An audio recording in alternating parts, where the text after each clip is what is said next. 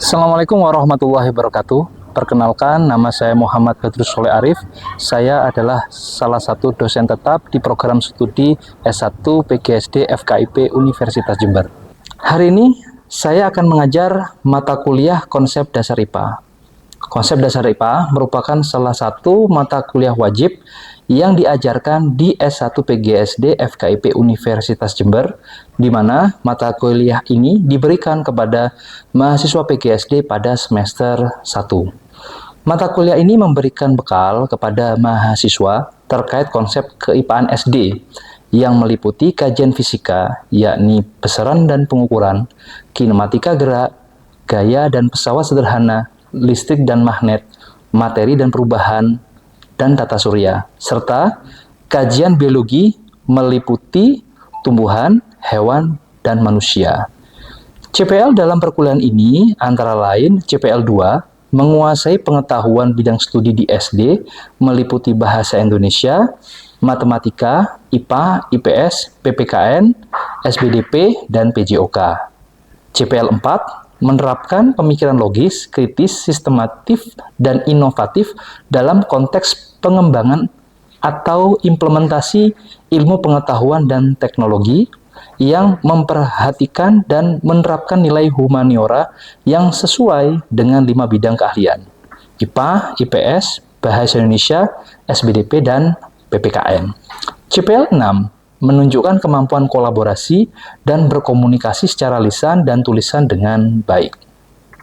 Adapun materi yang ada dalam perkuliahan ini meliputi: pertama, besaran dan pengukuran; kedua, kinematika gerak; ketiga, gaya dan pesawat sederhana; 4, listrik dan magnet; 5, materi dan perubahan; 6, tata surya; 7, struktur tumbuhan, fungsi bagian-bagian tumbuhan, metabolisme pada tumbuhan, serta perkembangbiakan tumbuhan. Kedelapan, konsep hewan meliputi vertebrata, aves dan mamalia, dan invertebrata, cacing dan serangga. Yang kesembilan, struktur dan fungsi organ pada sistem gerak manusia.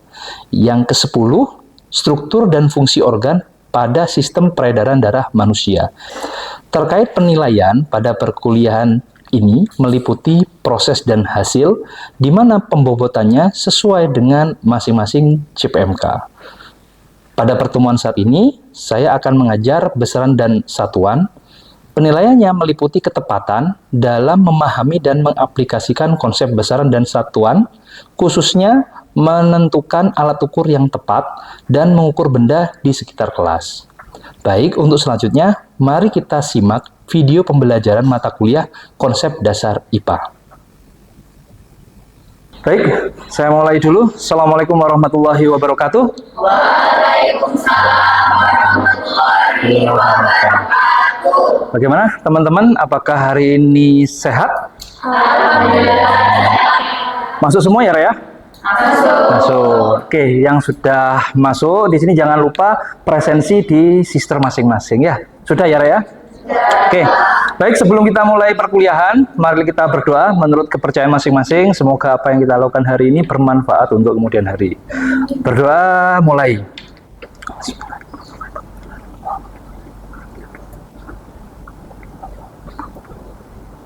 Baik, kiranya dapat diakhiri. Oke, kita ketemu lagi dengan Pak Badrus gini ya. Hari ini kita masuk ke dalam mata kuliah apa, Rek? Oke, nah hari ini kita masuk ke dalam konsep dasar IPA gini ya. Jadi hari ini kita akan membahas pertemuan selanjutnya gitu ya, terkait materi besaran, satuan, dan pengukuran. Nah, mungkin teman-teman sudah pada tahu apa tidak terkait materi tersebut, karena materi tersebut itu kan sudah diajarkan di kelas SMA ya, kelas 10. Masih ingat ya, Raya? Coba saya ingin lihat salah satu dari teman-teman terkait ingatan materi tersebut. Coba, siapa yang tahu tentang besaran? Siapa? Baik, monggo Mbak Jesi. Besaran adalah segala sesuatu yang dapat diukur. sesuatu yang dapat diukur. Oke, mungkin kurang sempurna sedikit. Yang kedua, oke, apa Mbak? Sama saja Mbak Jessi, tapi besaran itu memiliki nilai atau angka dan memiliki satuan. Oke, tepat sekali. Jadi kalau kita ingat kembali, jadi besaran itu adalah segala hal yang dapat diukur, dapat dinyatakan dengan angka dan pastinya memiliki sebuah satuan gitu ya. Oke, berikutnya apa sih yang dimaksud dengan satuan? Masih ingat? Monggo Mbak April.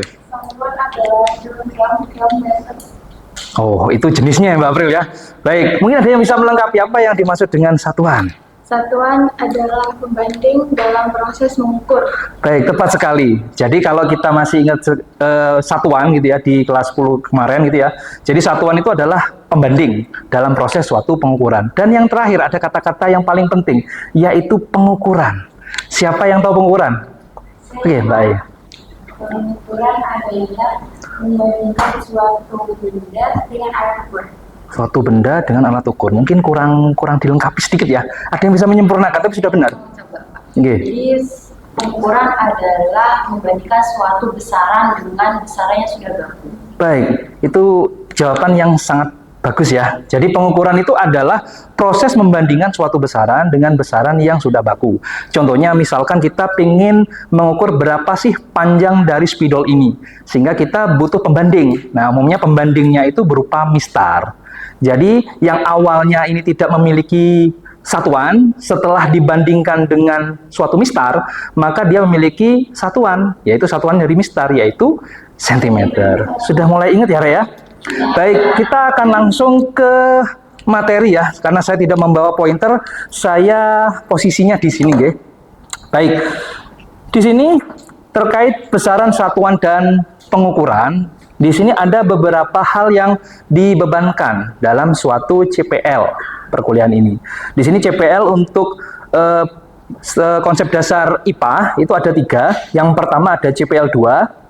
Jadi menguasai pengetahuan bidang studi di SD meliputi bahasa Indonesia, matematika, IPA, IPS, PKN, SBDP, dan PJOK.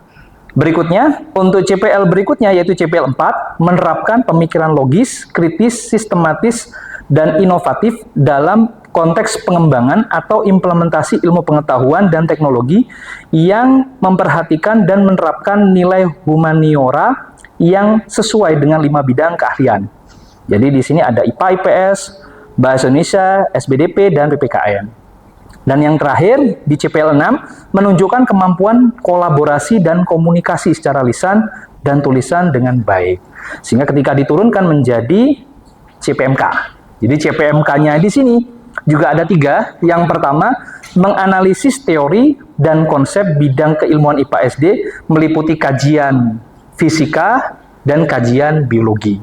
Jadi kalau fisika ini ada besaran dan pengukuran, kinematika gerak, gaya dan pesawat sederhana, listrik magnet, materi dan perubahan, serta tata surya. Jika biologi di sini meliputi konsep tumbuhan, hewan, dan manusia. Berikutnya CPMK yang kedua menerapkan pemikiran logis, kritis, sistematis, dan inovatif dalam menyusun makalah dan PPT sesuai dengan proyek yang kita sepakati di awal gitu ya. Meliputi kajian fisika dan kajian biologi seperti yang saya ungkapkan di awal. Dan yang bagian terakhir yaitu menunjukkan kemampuan kolaborasi dalam memaparkan materi, teori, dan konsep bidang keilmuan IPA SD meliputi kajian fisika dan kajian biologi. Jadi nanti ada suatu kegiatan yang kita lakukan, salah satunya nanti ada namanya mini riset. Jadi supaya teman-teman dilatih untuk bisa berkolaborasi dan bisa menyampaikan secara lisan. Sudah jelas ya, Rea? Baik, kita lanjut ke topiknya. Nah, di sini pada saat kita mau mempelajari besaran, sebenarnya besaran itu segala yang sepertinya sudah tidak jauh berbeda atau jauh dari kehidupan kita. Nah, dulu pada saat kita terkendala oleh pandemi COVID-19, itu kan ada namanya physical distancing atau jaga jarak gitu ya. Nah, kira-kira jaga jaraknya yang diminta oleh pemerintah berapa? 2 ya, ada 1 sampai 2. Jadi di sini dibilang, jadi jaga jarak antara satu orang dengan orang yang lain itu adalah 1 meter sampai 2 meter. Jadi di sini sudah ada pengertian terkait angka dan satuan. Maka ini sebenarnya sudah dikenalkan konsep besaran dalam kehidupan sehari-hari. Baik, selanjutnya kita mengulang kembali tadi pertanyaan di awal gitu ya. Apa sih besaran, satuan, dan pengukuran? Jadi di sini suatu sifat untuk besaran, suatu sifat benda atau gejala alam yang dapat diukur, memiliki nilai, dan ada satuan tertentu. Kalau kita lihat di physical distancing, otomatis yang diukur kan jarak antar dua orang gitu ya. Pasti memiliki nilai, nilainya itu berupa angka. Jadi angkanya bisa 1 atau 2 sesuai dengan kebutuhan, dan ada satuannya. Nah, ternyata satuan yang dipakai adalah meter. Jadi satuan ini akan menunjukkan perbedaan. Jadi kalau jarak pasti menggunakan meter, bukan kilogram. Karena memang alat yang digunakan berbeda. Gitu ya. Terus satuan itu merupakan satuan pembanding yang digunakan dalam proses pengukuran. Jadi kalau pembandingnya itu merupakan satuan panjang, ya pasti keluar satuannya adalah meter. Kalau berat ya pasti, atau massa itu pasti gram atau kilogram. Dan yang terakhir, pengukuran, yaitu membandingkan suatu besaran dengan besaran lain yang sejenis, yang telah ditetapkan sebagai satuan. Jadi di sini kalau pengukuran pasti ada alat yang kita yakini itu dipercaya oleh banyak orang. Itu adalah proses pengukuran. Baik, kita lanjut lagi gitu ya terkait konsep. Nah, di sini kalau kita dalami sendiri gitu ya, jenis besaran itu ada 2. Jadi ada yang pertama berdasarkan sifat kemandiriannya. Jadi besaran itu dibedakan menjadi 2. Yang pertama ada namanya besaran pokok. Jadi besaran pokok ini jadi besaran yang berdiri sendiri, tidak diturunkan dari besaran lain. Di sini ada 7 gitu ya, dan ini wajib dihafal. Ada panjang, ada massa, ada waktu, ada suhu, ada kuat arus, jumlah zat, dan intensitas cahaya. Karena dia berupa besaran, pasti harus diikuti dengan satuan. Jadi satuannya itu untuk panjang adalah meter, massa kilogram, waktu second, suhu Kelvin, kuat arus ampere, intensitas cahaya, kandela, jumlah zat mol. Untuk lambang satuannya, biar tidak terlalu panjang pada saat ditulis, maka dibuat untuk simbol-simbol ya. Jadi kalau panjang M, massa kilogram, waktu S kecil, suhu K besar, kuat arus A besar, intensitas cahaya itu CD, dan jumlah zat adalah mol. Pasti teman-teman kalau sudah bisa menjawab di awal, pasti bagian-bagian yang pernik-pernik seperti ini sudah pasti ingat ya, Rea. Baik, kita lanjutkan. Nah, di sini yang kedua, ada namanya besaran turunan. Jadi besaran itu di luar dari besaran pokok. Jadi besaran yang satuannya diturunkan atau disusun dari besaran pokok. Jadi di sini jumlahnya banyak sekali gitu ya. Jadi selain 7 besaran pokok utama. Contohnya yang sering kita lihat nanti misalkan adalah luas. Luas itu diturunkan dari besaran pokok panjang kan gitu ya. Kan meter dikalikan meter atau meter kuadrat. Ada juga kecepatan diturunkan dari 2 besaran pokok, yaitu massa dan waktu. Kok massa? Panjang dan waktu. Baik, jadi ini untuk tabel salah satu untuk pengingat teman-teman pada saat nanti belajar konsep besaran turunan. Oke, kita lanjut. Di sini yang kedua berdasarkan sifat arahnya. Jadi besaran itu terbagi menjadi 2. Ada besaran skalar dan ada besaran vektor. Jadi kalau besaran skalar itu hanya punya nilai dan satuan saja. Contohnya jarak. Ini sudah bisa kita lihat ketika kita nanti pulang dari kampus gitu ya. Jarak misalkan rumah saya ke kampus adalah 16 km. Jadi tidak akan ada tanya arahnya kemana. Karena jaraknya sudah pas. Tapi berbeda dengan besaran vektor. Ditambah lagi dengan arah. Dibanding selain nilai atau satuan. Contohnya pindah. Jadi saya berpindah 2 meter. Pasti pertanyaan kemana? Kan pasti butuh kata-kata arah. Ke kiri atau ke kanan. Nah, itu merupakan salah satu bagian dari besaran vektor. Bisa dipahami dan ingat ya? Baik. Di sini untuk syarat supaya satuan itu dapat diterima, di sini ada syaratnya. Ada 3. Yang pertama, tetap tidak mengalami perubahan kondisi apapun. Jadi dimanapun tetap jadi tidak berubah. Digunakan secara internasional, jadi garisan, contohnya tadi garisan, ketika kita pindah ke tempat yang lain, ya itu disebut garisan, bukan disebut yang lain. Dan mudah ditiru. Nah, kenapa jengkal, kaki itu tidak begitu bisa ditiru gitu ya? Karena setiap orang memiliki ukuran berbeda-beda. Nah, disinilah contoh-contoh besaran-besaran yang masuk ke dalam besaran internasional, berikut juga satuan lainnya. Bisa dilihat ya, Rea. Nah, teman-teman pasti ingatlah, karena ini sudah diajari di kelas 10. Nah, di sini setiap satuan itu akan dikonversi Kadang-kadang kan kalau kita lihat ini satuannya senti, tapi kok ada lagi satuannya kilo. Kan ada sentimeter, ada kilometer. Bedanya di mana itu ya? Jadi di sini untuk sistem satuan itu mengikuti sistem metrik. Jadi di mana setiap simbol di bagian depan satuan itu memiliki nilai tersendiri. Nah, yang sering digunakan di waktu SD itu adalah yang bagian sini. Ada kilo, hekto, deka, terus tanpa satuan gitu ya, desi, senti, mili. Jadi maksudnya tanpa awalan ini satuannya mau pakai apa? Misal pakai meter, maka ini berubah jadi kilometer, hektometer, dekameter, meter, desimeter, sentimeter, milimeter. Gram juga sama.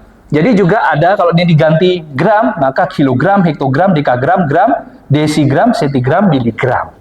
Jadi hanya diganti satuannya. Bisa dipahami ya? Karena seperti ini kan familiar ya untuk kalangan kita gitu ya.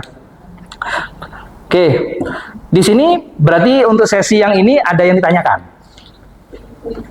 Sudah cukup ya, Rea? Baik, karena ini posisinya adalah bagian C1, yaitu mengingat konsep. Baik, berikutnya ini yang paling terpenting, yaitu pengukuran. Karena target kita itu bisa berkolaborasi dan mengkomunikasikan secara berkelompok gitu ya. Nah, pengukuran tadi adalah membandingkan suatu besaran dengan besaran lain yang sejenis yang ditetapkan sebagai satuan. Itu sudah kita terima ya untuk pengertiannya. Nah, di sini tadi sudah disinggung gitu ya. Jadi proses pengukuran yang tepat yang mana? Otomatis kalau ingin diterima oleh banyak kalangan, otomatis kita menggunakan mistar atau penggaris gitu ya. Jengkal tidak begitu bisa katanya, karena tidak bisa ditiru gitu ya. Karena semuanya akan berbeda. Nah, di sini hari ini kita akan membahas fokus di pengukuran panjang. Jadi pengukuran panjang yang nanti kita praktikumkan, di sini ada 3 jenis. Yang pertama ada mistar, berikutnya ada jangka sorong, ada micrometer screw. Dulu waktu kelas 10 mungkin cuma dikasih suruh baca aja ya. Nah, kalau di perkuliahan hari ini kita praktek supaya lebih mengena pemahamannya. Nah, sekarang kita akan membahas mistar dulu. Ada yang bawa mistar? Biasanya ini, ada nih. Nah, ini ada mistar yang sering kita pakai ya, yang dipakai dalam kehidupan sehari-hari dan untuk belajar gitu ya. Jadi, mistar itu adalah alat yang digunakan untuk mengukur satuan panjang di mana benda yang diukur memiliki bentuk yang relatif besar. Jadi tidak kecil-kecil, contohnya meja gitu ya. Terus habis itu kotak pensil itu bisa diukur pakai mistar. Tapi kalau sudah koin, ketebalan kertas, ini agak susah diukur oleh mistar. Nah, mistar yang panjang ini juga ada variasinya. Ada mistar yang berbentuk seperti ini, kaku gitu ya, untuk benda-benda berbentuk datar dan tidak begitu panjang. Nah, terus ada juga mistar yang elastis. Ini mistar apa kira namanya? Meteran. Biasanya untuk mengukur ya, baju gitu ya, lingkar dada dan sebagainya. Nah, ini juga termasuk bagian dari jenis mistar. Berikut juga Anda yang model seperti ini. Jadi ini meteran untuk ukuran jalan yang sangat panjang gitu ya. Sehingga di sini jumlah dari angka di misternya sangat besar gitu loh. Karena kan untuk ukuran jarak itu otomatis tidak mungkin pakai meter, bisanya menggunakan kilometer. Nah, di sini untuk yang bentuk datar dan sangat panjang, ini sudah di-upgrade, ada yang berbentuk digital. Nanti mungkin teman-teman bisa akses di Google ya, terkait yang versi modern dari mistar untuk ukur panjang. Nah, kita fokus ke mistar dulu. Nah, mistar mungkin teman-teman bisa lihat ya di sampingnya. Di sini mistar itu memiliki nilai skala terkecil. Bisa dilihat di situ ya. Jadi nilai terkecilnya itu berapa di situ, di mistar? Masa 0? 0 itu bukan termasuk dalam nilai gitu loh. Nah, 0,1 sudah dibaca di sini. Dapatnya dari mana? Nah, dapatnya itu kalau kita menjelaskan ke teman kita atau ke adik kita, jadi skalanya untuk mistar itu awalnya adalah 1 cm. Tapi untuk mencapai 1 cm ini terbagi menjadi 10 bagian. Sehingga 1 dibagi 10 bagian menjadi 0,1 atau 1 mm.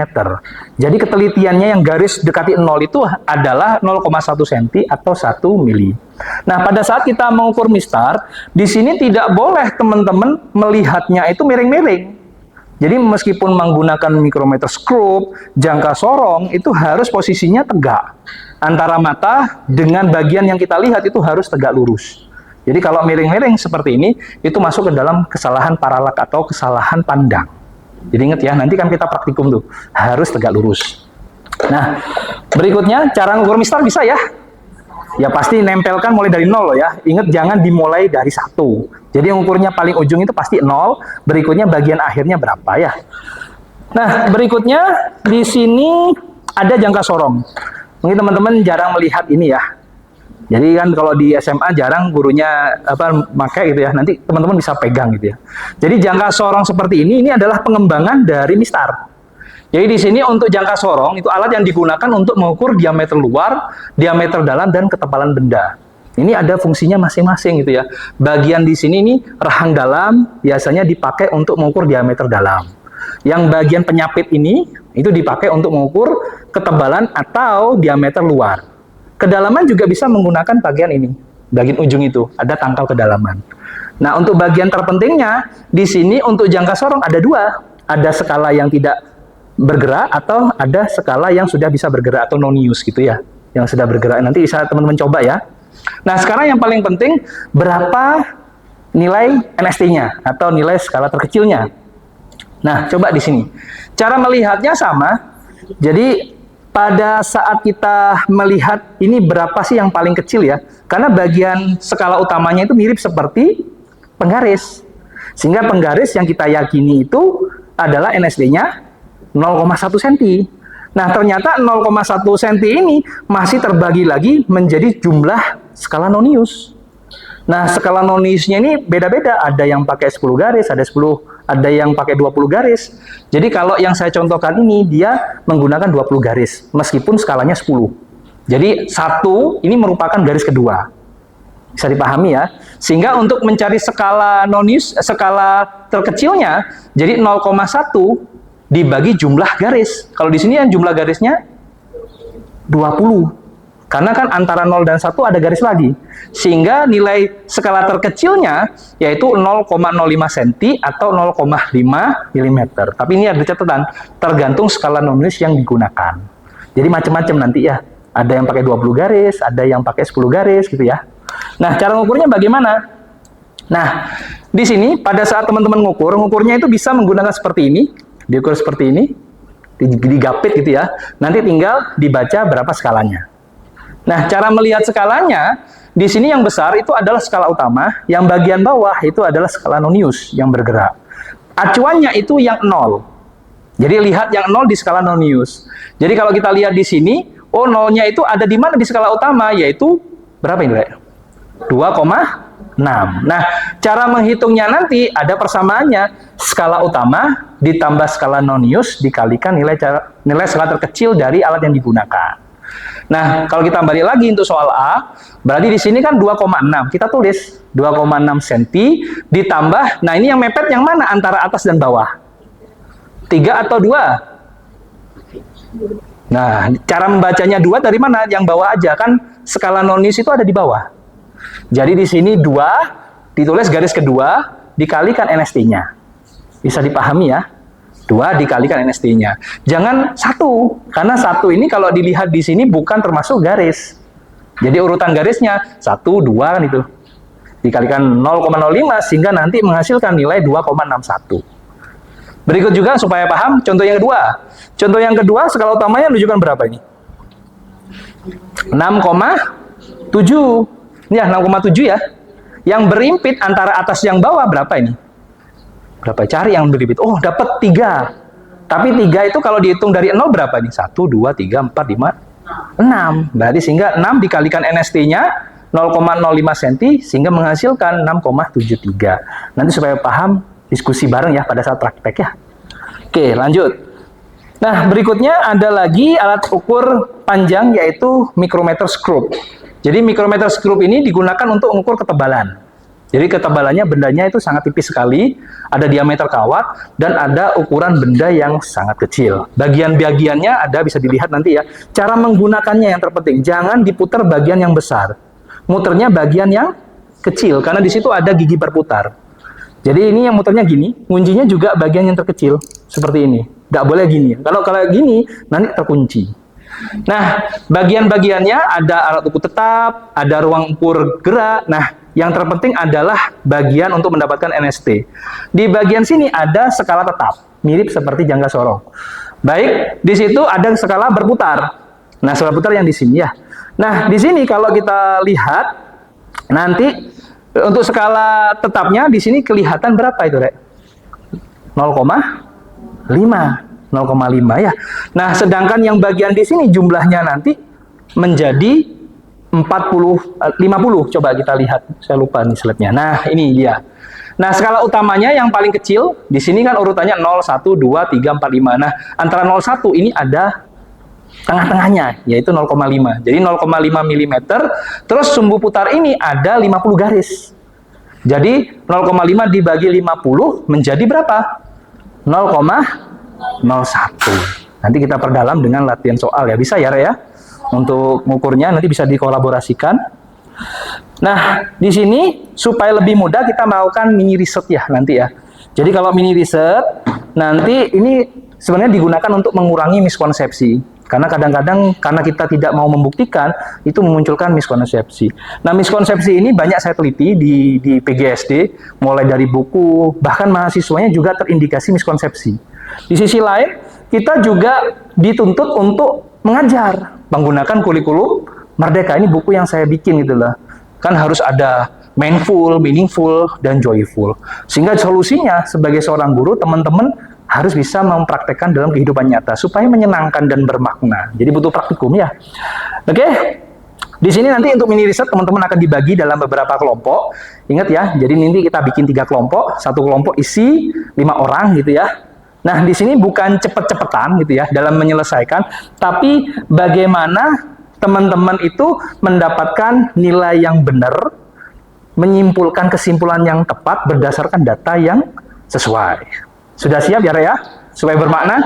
Baik, kalau sudah, mari kita lakukan mini riset.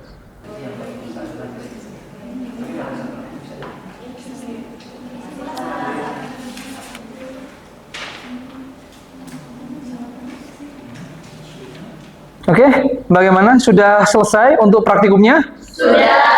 Sudah ya, Re, ya? Baik, untuk bisa melihat bagaimana proses hasil praktikum, saya minta salah satu kelompok untuk maju, jadi satu persatu nanti untuk bisa menampilkan hasilnya. Siapa yang siap? Kelompok 1. Sip, silakan kelompok 1 untuk tampil di sini. Kita tepuk tangan untuk kelompok 1. Bisa bareng-bareng sudah, nggak apa-apa, biar semangat yang mbaknya. Monggo masuk, naik apa, berdiri semua. Nah, ini semangati. Ayo. Nah, di belakangnya, di sampingnya sini. Dari hasil psikologi ini, alat yang digunakan untuk mengukur benda yang besar yaitu mistar. Sedangkan jangka sorong digunakan untuk benda yang kecil. Oke, jadi yang besar itu lebih cocok untuk ukur mistar, sedangkan yang agak sedikit detail pakai jangka sorong. Sepakat ya, Re, ya? Baik, kalau sudah sepakat, kita beri aplaus untuk kelompok 1. Terima kasih kelompok 1. Baik, dari hari ini, jadi ketika kita sudah melakukan mini riset yang kita lakukan ini, ada beberapa kesimpulan yang kita dapatkan untuk hari ini, supaya lebih mantap lagi, otomatis saya ingin mengingat kembali ya. Jadi kesimpulannya adalah, besaran adalah suatu sifat, benda, atau gejala alam yang dapat diukur, memiliki nilai dan satuan tertentu. Terus yang kedua, satuan adalah suatu pembanding yang digunakan dalam pengukuran, dan pengukuran sendiri merupakan proses membandingkan suatu besaran dengan besaran lain yang sudah dijadikan tetapan atau yang sudah ditetapkan satuannya. Berikutnya NST, setiap alat ukur beda-beda ya. Mistar yaitu 1 mm, jangka sorong 0,1 mm, sedangkan skrup, mikrometer skrup 0,01 mm. Nah, yang terakhir, benda yang relatif besar ini tidak membutuhkan ketelitian tinggi, dapat diukur dengan mistar. Tapi, jika bendanya ukurannya sangat kecil dan butuh ketelitian, maka teman-teman bisa menggunakan jangka sorong, atau lebih detailnya adalah mikrometer skrup. Nah, itulah penjelasan saya hari ini. Nah, untuk tugas silahkan dicek di MMP ya. Jadi quotes hari ini, IPAT itu tidak hanya dipelajari dengan teori ya, tetapi juga melalui proses mengamati, mengukur, menganalisis, dan menarik kesimpulan berdasarkan bukti. Nah, sebelum kita akhiri, marilah kita berdoa menurut kepercayaan masing-masing. Semoga apa yang kita lakukan ini bermanfaat. Berdoa mulai. Baik, kiranya dapat diakhiri. Sampai ketemu lagi di pertemuan selanjutnya. Assalamualaikum warahmatullahi wabarakatuh. Waalaikumsalam warahmatullahi wabarakatuh.